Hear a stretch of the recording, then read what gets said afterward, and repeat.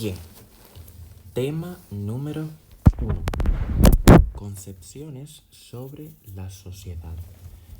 Este tema se divide en bases antropológicas de la sociedad, el concepto de sociedad, características tradicionalmente asociadas a la sociedad y las concepciones filosóficas sobre la sociedad.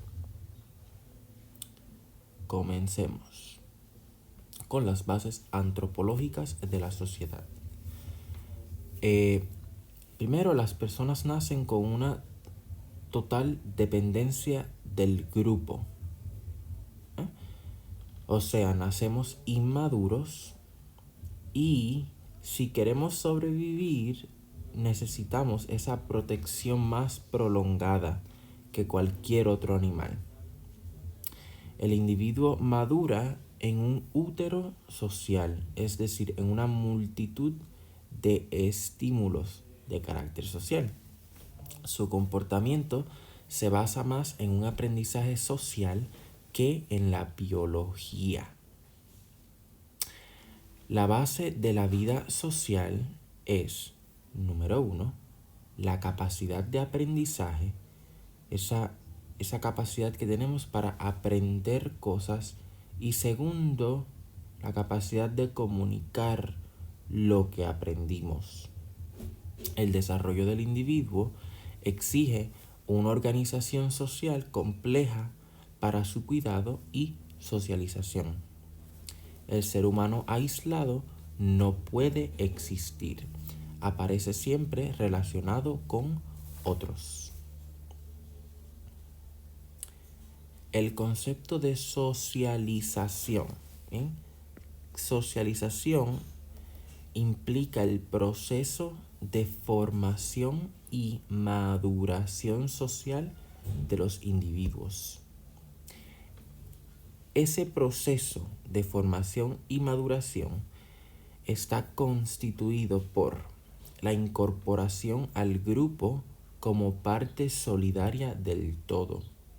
Eso significa que se esperan unas cosas de ti como individuo de la sociedad. La educación en valores compartidos, el aprendizaje de la lengua, la historia y la cultura del grupo, la instrucción en hábitos, prácticas, actividades, etc. Y la construcción de la identidad y de la conciencia crítica en el marco social. Bien. El concepto de sociedad. Sociedad. En su uso más general, la sociedad se refiere al hecho básico de la asociación. Asociación en términos de una comunidad, un ayuntamiento, una familia. ¿Bien? Asociación humana, incluyendo toda clase y grado de relaciones en que entran los seres humanos. Ese es el concepto de relación social. La conducta humana está orientada en numerosas formas hacia otras personas. Ese concepto de socializar. Esa es una relación social. No solo viven juntas y comparten opiniones y hábitos, va más allá, sino que entran constantemente en interacción, ajustando su conducta y expectativas en relación a las de los otros. Por ejemplo, tu presencia afecta la mía. Por eso mi comportamiento tiene que ir de acuerdo con las reglas para poder vivir en sociedad pacíficamente, por ejemplo. Existe una relación social cuando los individuos o grupos poseen expectativas recíprocas, sean esas expectativas máximas o mínimas, hay unas expectativas de carácter recíproco.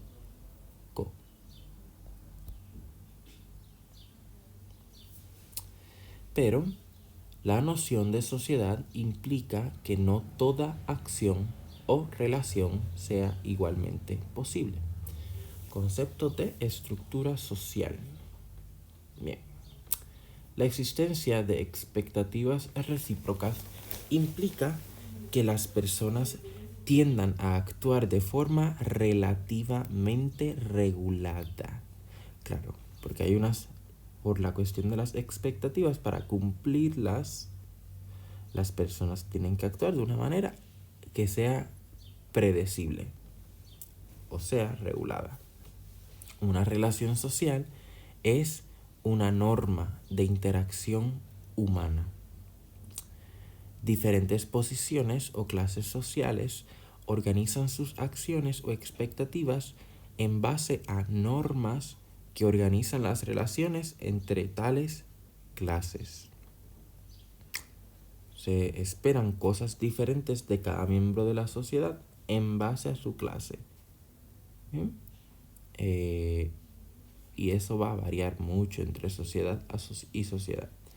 La sociedad es el tramado de las relaciones sociales. Las relaciones forman un sistema, un conjunto estructurado cuyos elementos están interrelacionados, formando un todo. Esa es la sociedad, un tramado de relaciones sociales. Bien. Desde otro punto de vista, la sociedad puede entenderse como grupo y no una asociación. La sociedad como el tejido total de las relaciones sociales. Eso es una otra manera de verlo. El tejido total. Esa sumatoria de las relaciones sociales. Pero no puede aceptarse cualquier grupo de personas en interacción. ¿Eh? Clubes privados, círculos de amigos, organizaciones profesionales. No todo es sociedad. Sociedad es algo más especial, algo más grande. El concepto de sociedad designa usualmente una categoría especial de unidad social. Un grupo dentro del que se puede vivir una vida compleja en común. Por ejemplo,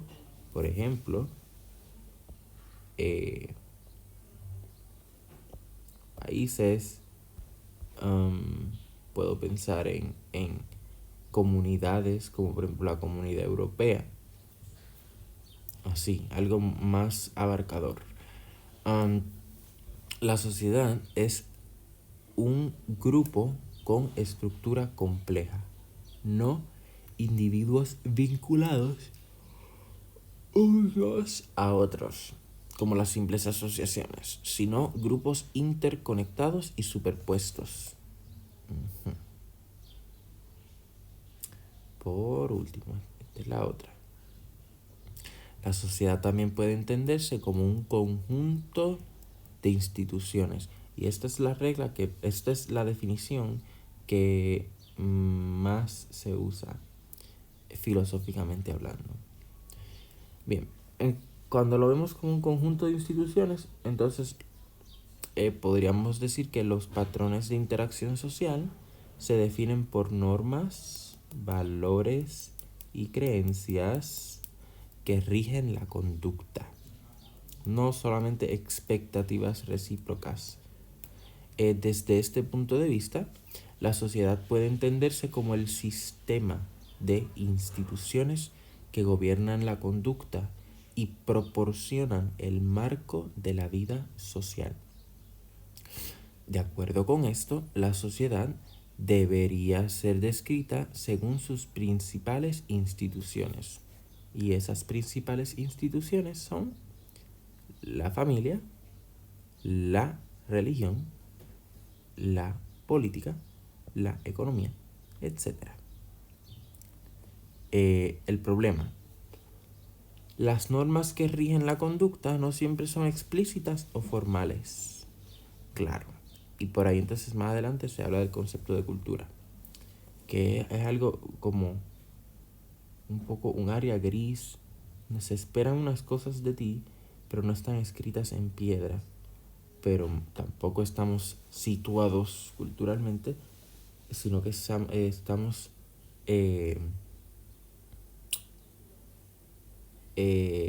perdón, no estamos determinados culturalmente, sino que estamos situados. Bien. Hablemos de las características tradicionalmente asociadas a la sociedad. Según Joseph H. Fichter, digamos que así se llama él, las características fundamentales de cualquier tipo de sociedad son, más adelante vemos que estas características fundamentales se van desdibujando con la globalización. Pero bueno, vamos a hablar de eso. Las personas de una sociedad constituyen una unidad demográfica, una población total. Las sociedades son unidades poblacionales claramente delimitadas. La sociedad existe en el interior de una zona geográfica común. Bien, la sociedad existe en el interior de una zona geográfica común. La sociedad está compuesta por personas con una cultura semejante. Se habla una misma lengua. Hay consenso general sobre algunos valores supremos. La sociedad está constituida por grupos que se diferencian por su función social. Bien, aquí hay una pregunta retórica. ¿Crees que estas características siguen siendo válidas en las sociedades actuales? Aunque es retórica, yo la voy a contestar. No, ya que en cuanto a la unidad demográfica, podríamos hablar de la inmigración y ya ahí la población no está claramente delimitada. En cuanto a la zona geográfica común, tenemos viajeros frecuentes. Yo vivo en Puerto Rico, he vivido en Manhattan unos años, voy a vivir ahora en Houston, ahora estoy en Madrid, probablemente en otro momento de la vida vive en otro sitio, y eso no, entonces no soy parte de una sociedad. Imposible. La sociedad está la cultura semejante, eso no es del todo cierto, por la globalización. ¿Bien? O sea, yo puedo pertenecer a una sociedad, ser parte de una sociedad, teniendo una cultura un poco diferente a la mayoritaria, y eso no implica un desarraigo, no necesariamente lo implica. La misma lengua, en absoluto, yo puedo ir a Estados Unidos, no hablar inglés y no pasa nada. Puedo vivir toda la vida en Estados Unidos sin hablar inglés, no hay problema. El consenso general, mentira.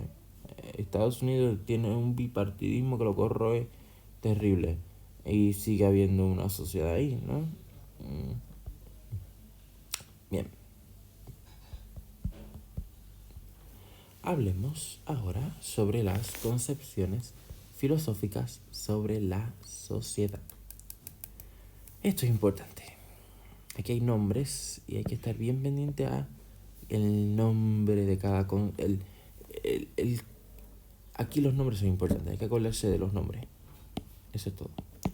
Hablemos con hablemos con un poco de propiedad aquí con los nombres. Concepción griega, Platón y Aristóteles. Lo vamos a dividir. Primero Platón, luego Aristóteles. Bien. 1. La concepción griega.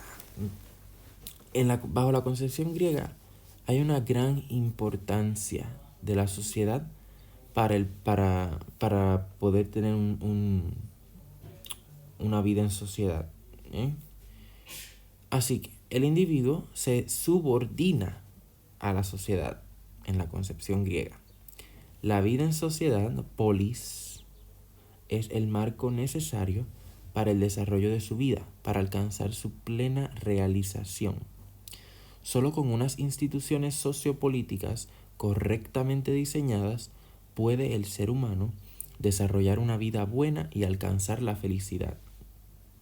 Bien, por primera vez se preguntaron por el fundamento de la sociedad y de las normas. Y surgieron dos posturas bajo la concepción griega.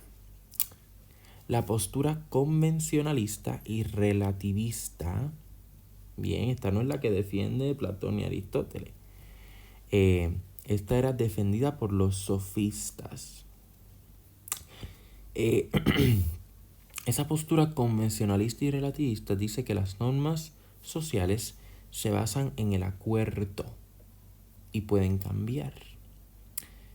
¿Qué es correcto? Depende de la sociedad y de la época. Y la contraparte sería la postura naturalista. Esta es defendida por Platón y Aristóteles. Según Platón y Aristóteles, que son griegos, la sociedad es una condición de la naturaleza humana. Naturaleza humana. Sus normas y principios deben ser descubiertos por la razón. Hablemos de Platón. Bien. Según Platón, solo viviendo en una sociedad justa puede el individuo lograr la felicidad. Bien. Para descubrir cómo debe ser la sociedad, debemos estudiar la naturaleza humana. Para llegar a la sociedad justa debemos conocer la naturaleza humana. Bien. Las normas correctas deben ser diseñadas según la naturaleza del ser humano. Bien. Suena lógico hasta que hablamos de el alma humana, que eso lo desarrolló Platón. Bien. La correlación entre la estructura del alma y la estructura de la polis justa la explica esto del alma humana, desarrollada por Platón. Él dice que el alma humana tiene tres partes. La concupiscible, que esta busca la satisfacción de los placeres. La irascible, esta busca el honor. Y la racional, desea el conocimiento, la racional. Un individuo es justo cuando hay armonía entre estas partes y la armonía la determina la razón. ¿Bien? O sea, tienes una armonía entre ellas, pero esa armonía está determinada por la razón. O sea, debe ser una persona más racional que nada. Bien, más racional que concupiscible que irascible. Pero eso realmente no lo determinas tú, eso está en tu alma. Bien, la sociedad entonces se va a organizar de manera distinta y va a ser de manera diferencial y va a depender de cómo es tu alma. Bien. Según la parte del alma que domine en los individuos. En los trabajadores manuales domina la parte concupiscible. En los guardianes, o sea, vamos a decir policías, domina la parte irascible. Y en los gobernantes domina la racional. Interesante que para Platón las personas más racionales eran los filósofos. Bien. O sea que los gobernantes deberían ser los filósofos. O sea que Platón debía haber sido gobernante. Si gobiernan las personas más racionales, los filósofos que conocen la naturaleza de las cosas y la medida, esos son los más racionales, la sociedad será armoniosa y por ello justa. Ahí terminamos con Platón. Vamos con Aristóteles. Bien. Este es otro también que defendía la postura naturalista. Así que tanto Platón como Aristóteles tienen una postura naturalista. Así se dice, ¿verdad? Sí, postura naturalista. Bien. La sociedad es producto de la naturaleza humana. Bien, eso es lo que significa la postura naturalista. Las leyes, los derechos, nuestros modos de relación dependen de nuestras características como seres humanos. Vivir en sociedad es necesario para realizar el fin natural superior del ser humano. La eudaimonía o felicidad. La sociedad es necesaria para desarrollar las virtudes que nos hacen felices, no solo para satisfacer las necesidades vitales, sino para vivir bien moralmente. El ser humano es un animal social porque tenemos razón y lenguaje. ¿Qué es el bien? Solo lo descubrimos dialogando en sociedad y en esta práctica nos realizamos como seres humanos. Solo el ciudadano se realiza plenamente como ser humano. Aristóteles no pensaba que personas que no fuesen ciudadanos, que en aquel entonces eran esclavos, mujeres y extranjeros, ellos no se realizaban como seres humanos plenamente. O sea, valían menos que un ser humano real. Muy interesante Aristóteles, muy interesante. La sociedad es un organismo natural, fruto del emparejamiento de lo que no puede subsistir sin lo otro. Por ejemplo, yo no estoy de acuerdo con esto, obviamente. Por ejemplo, hombre y mujer, amo y esclavo. Se forma la casa y de la agrupación de estas, la polis. La polis es el organismo autosuficiente. La polis es la sociedad, la vida en sociedad. Bien, ya salimos de Platón y Aristóteles, que eran naturalistas. Quedamos en que Platón era el hablaba del alma humana, hablaba de, ¿verdad? Dependiendo del alma, tienes un trabajo distinto. El otro Aristóteles hablaba sobre esta cuestión de también la postura naturalista. Aristóteles también veía esto del solamente el ciudadano se puede formar como un ser humano pleno, y eso excluye a extranjeros, mujeres y esclavos, ¿sí?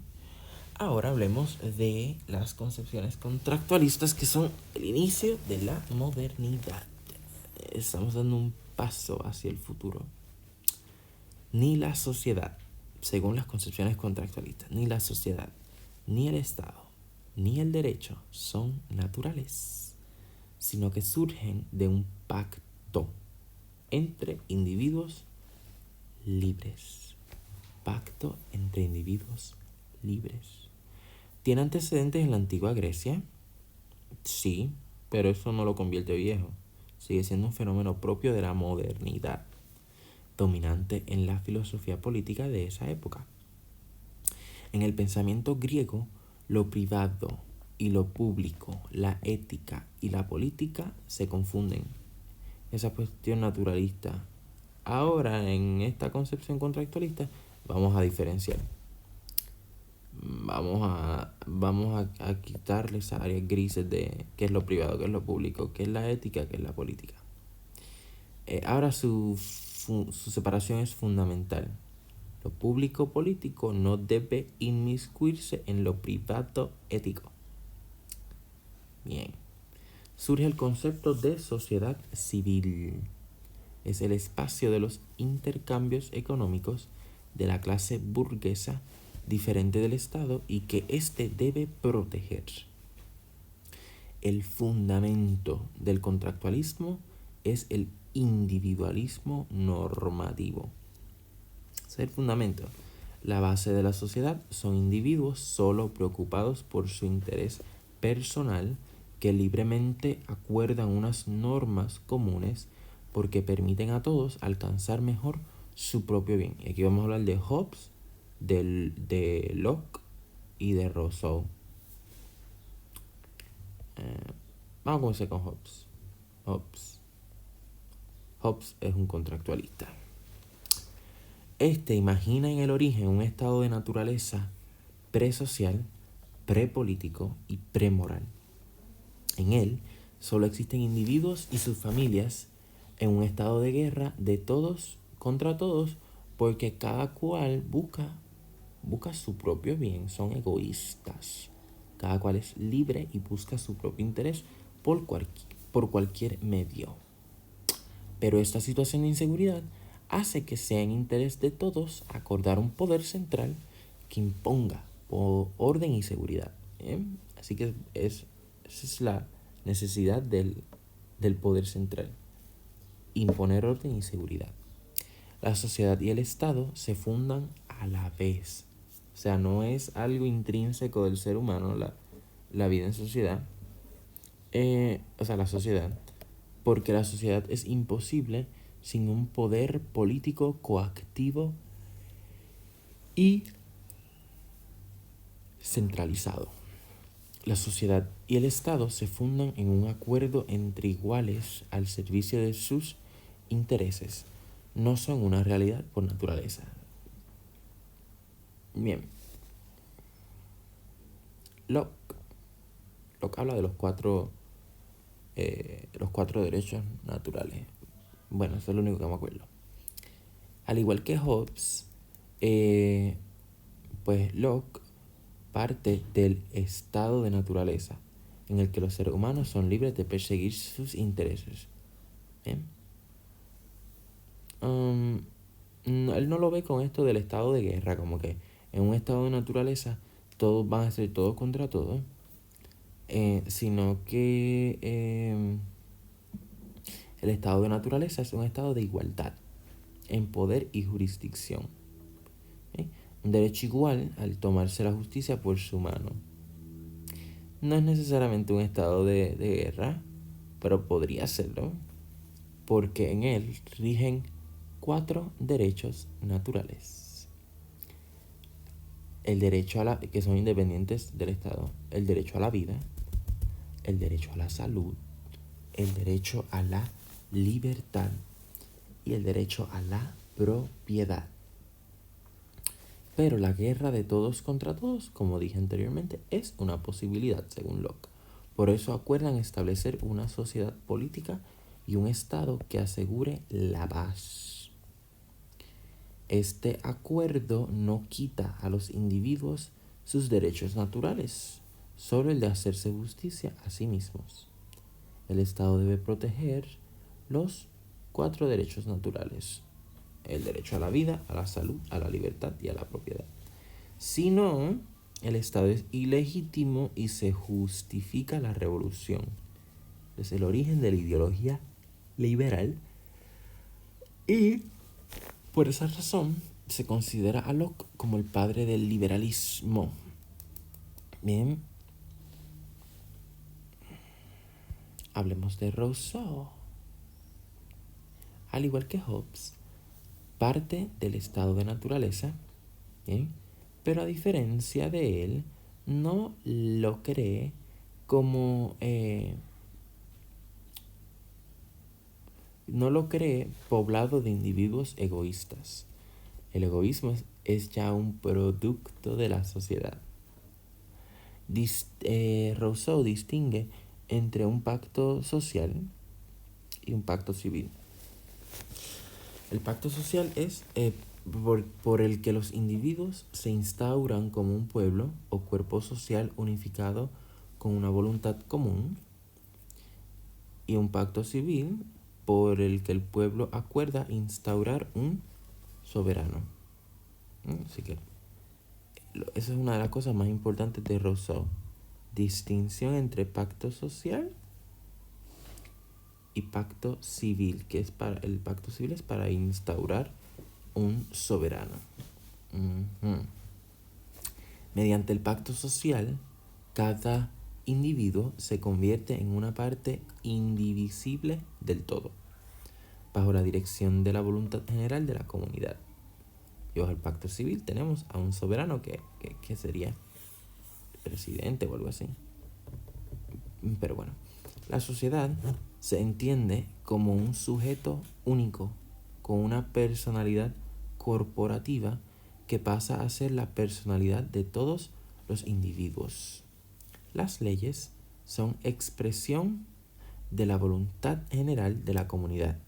Por lo tanto, leyes que nos imponemos nosotros mismos. Y eso suena mucho a democracia porque Rousseau es el padre del pensamiento democrático, no de la democracia.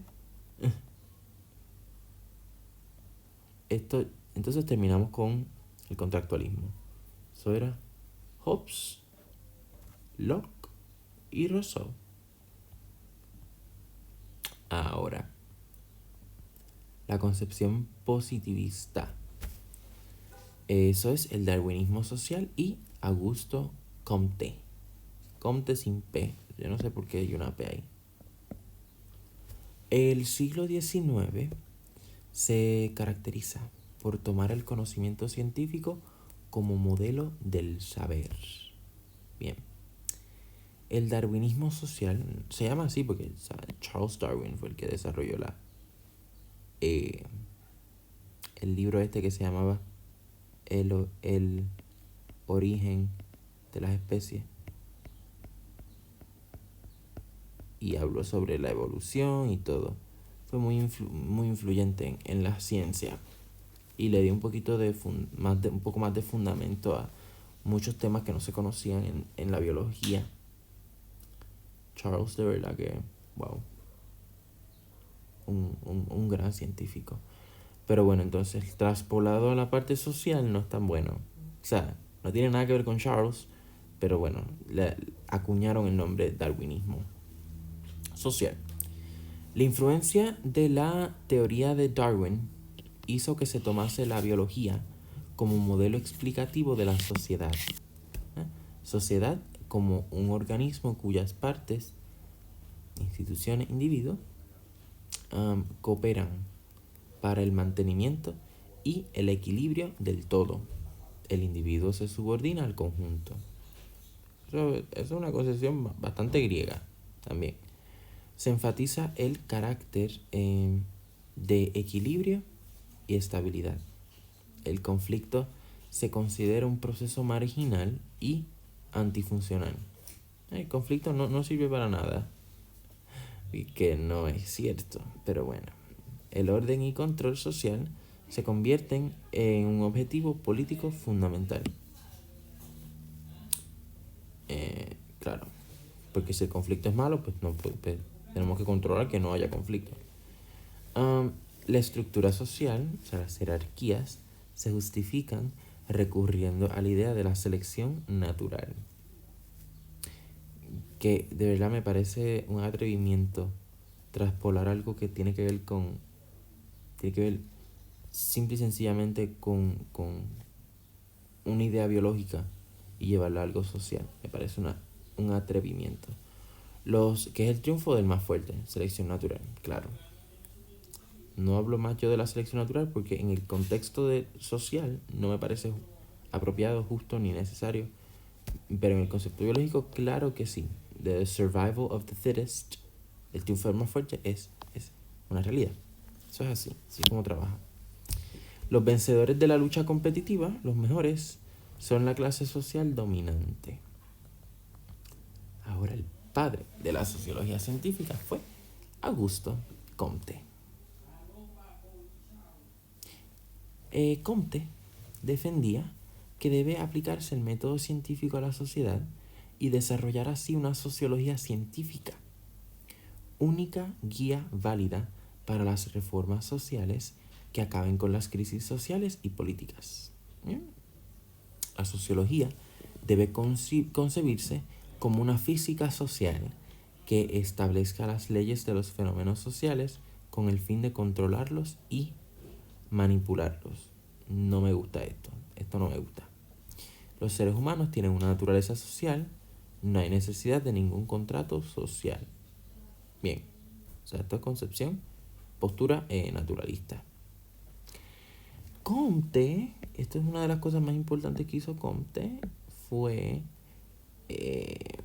lo de la teoría de los 3 estadios. Y es que toda sociedad, al progresar, pasa por 3 fases. Empieza en el estadio teológico, que es donde los seres humanos explican los fenómenos recurriendo a seres sobrenaturales.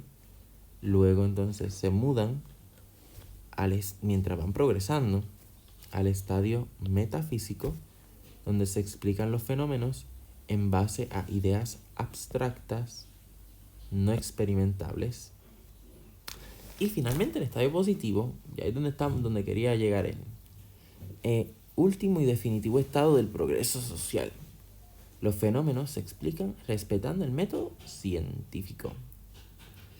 Que es esta cuestión de veo un hecho, veo algo que está sucediendo, me planteo una pregunta, creo una hipótesis y digo, puede ser esta una posible respuesta, puede ser esta otra. Luego entonces diseño un método de experimentación. Esto es algo bien rígido, esto es así. Luego creo un método de experimentación que sea confiable, que sea válido, todo esto. Y luego entonces hago un análisis de mis datos, de lo que pude recopilar, ya hecha mi investigación. Y finalmente entonces puedo llegar a conclusiones que confirmen alguna de las hipótesis que yo creé. Pero esto es demasiado rígido para hablar de la sociedad. La sociedad es impredecible a veces. Seguimos. Ya terminamos con la concepción esto positivista. Ahora vamos con la de Marx. Concepción de Marx. Marx prácticamente lo podemos resumir con eso de la concepción dialéctica. ¿Sí? ¿Qué es eso de que la sociedad evoluciona por oposición de contrarios? O sea, el peor enemigo de la concepción positivista va a ser la concepción de Marx. Porque a estos no les gusta el conflicto. Estos entienden que el conflicto atrasa. Es exacto, es una cuestión de que mira, ¿dónde lo dice? Es un proceso marginal y antifuncional. Marx dice que hace falta para el progreso. Se acentúan dos aspectos en esa concepción dialéctica. La base económica del sistema social, ¿bien? Esa sería la base económica, sería la estructura económica, ¿no? Y el conflicto, déjame leerlo, dice, la base económica del sistema social. El trabajo para transformar y humanizar la naturaleza es la dimensión social fundamental. Claro. Y segundo, el conflicto y el cambio, en oposición a las concepciones anteriores que valoraban la armonía. El sistema social se compone de dos sistemas en relación dialéctica. La estructura económica, que es constituida por las fuerzas productivas y las relaciones de producción, y la superestructura, la ideología mediante la que la sociedad interpreta y justifica la realidad. Eso está súper interesante, ¿verdad? Porque uno va al trabajo y uno hace cosas y todo, pero uno tiene como unos sueños, unos anhelos, unas cosas detrás que son los que hace que uno se levante y trabaje y se comporte de manera esperada. Es por esa superestructura. Y la sociedad puede ir cambiando su superestructura, pero no es algo que pasa de un día a otro. ¿Bien? Y una cosa va a controlar la otra. Superestructura controla la estructura económica en la misma manera que la estructura económica controla la superestructura. La transformación del sistema social se explica por el desarrollo de las fuerzas productivas que fuerza un cambio de las relaciones de producción y esto a su vez de la ideología. Por último, hablemos de la concepción funcional de Parsons. Una teoría sociológica muy influyente en el siglo XX. Él habla de estos dos factores de equilibrio que hacen que la sociedad pues sea estable, que es el carácter normativo y el carácter funcional. Bien, el carácter normativo son las ideas y valores aceptados. Bien, esas son las normas.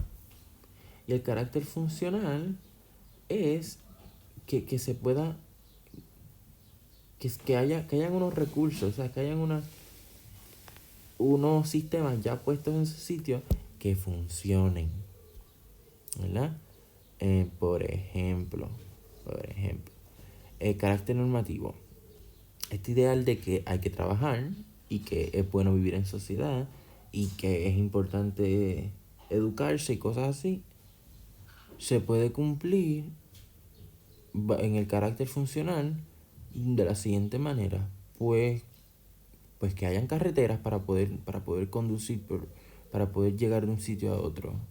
Pues que hayan instituciones educativas. Si hay que educarse, pues que hayan instituciones. ¿Ves? Que haya, para poder cumplir con esos ideales, esos valores, pues tiene que haber una manera de hacerlo. No puede ser simplemente eh, que se quede en la idea y valores. Bien, 4 necesidades sociales fundamentales, según la concepción funcional de Parsons. Tenemos la adaptación, que se refiere a la economía, la definición de objetivos, referente a la política, la integración, referente a valores y creencias, y la estabilidad normativa, derecho. Y aquí también se enfatiza la armonía. Parsons, los fenómenos sociales que las rompan son antifuncionales. Y por último, Parsons tiene una perspectiva individualista. Él ve el sistema social como una pluralidad de individuos en interacción. O sea, sí, es cierto que vivimos todos juntos, pero cada uno es único, especial y diferente.